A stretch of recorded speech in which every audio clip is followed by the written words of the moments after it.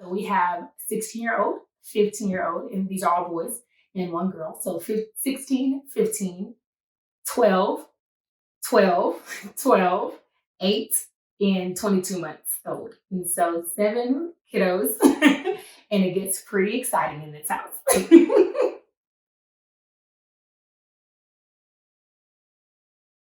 They have been good. Like, I think none of us were really prepared for this. So I don't think we really prepared mentally for it. It just happened. And it was like, okay, all right, Lord, like, let's do this. And so the kids have responded really well, surprisingly, just by just going with the flow, and just being, And so I really appreciate the bonds that are growing closer.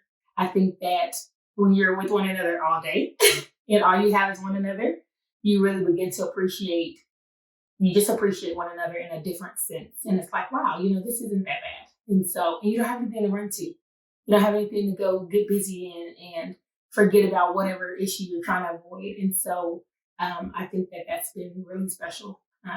It's a faith journey right now. We don't know what's going to happen. We literally are like, okay, so what's happening? But it's been okay. And so we just take it day by day.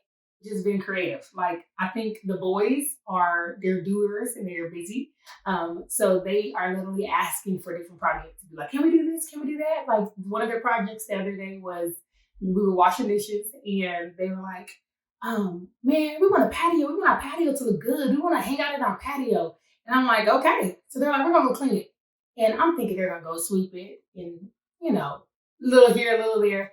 They went back there, full gloves, bags, pulling weeds, sweeping, washing windows. I mean, stuff that I didn't even know needed to get cleaned. They're spraying the water hose, pushing off webs. And I mean, the whole transformed backyard patio is fabulous. And they came up with a business model. And we're like, this summer, after all this is done, we're making a business, we're launching it, we're going to go do this for other people.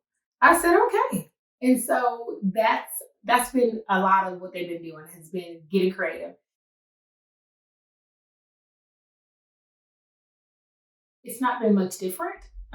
It's helpful though, because you have that time spent. And so I think it's actually been easier, because during the day while they'll be at school and then they'll come home maybe from a trigger that has also happened at school, you really are trying to fill in the gaps and understand the puzzle piece here.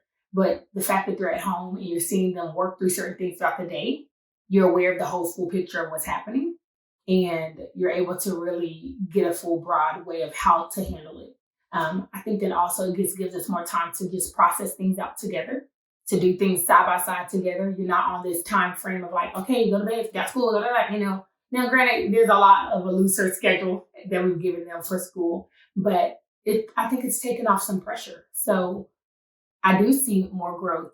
There's something special about having more time with kids, especially kids who have been in trauma, and having more time with them. I just believe that you're able to really fill in those gaps that have been deficient already, and give them really what they need, even in learning, even in being seen as a person, and having their needs met in a different way. And so it's been really, really special and in an interesting way, but it's been, to me, a lot more manageable. And I'm seeing more openness and willingness to get open. And so it's been an interesting twist to that. When you think about our kids, they've been pulled out of trauma. They've been placed in this beautiful neighborhood, this very affluent school district. And it's almost like they live a double life. They go to school with kids that don't know what they've gone through, don't even sometimes know where they live. Some kids don't even know that their friends live at Christ Haven. They don't know that they've been through trauma. So our kids carry this false identity at school and this shield and mask, like, I gotta look the part at school. And so I feel like there's a lot of pressure when they go to school to be something that they're not, and to appear to be healed and whole. But here, as you've been having school at home and we already know what you've been through and we know your story, there's this freedom and liberty to just be like, I don't have to fake it till I make it anymore. I can just be. And I feel like there's a pressure that's off as they're just here being who they already know they are. And everyone knows who you are and how you are here and what you've been through. So there's this freedom and liberty to just be free, and to be free to heal and have your moments and not be judged for them. And so it's a safer place.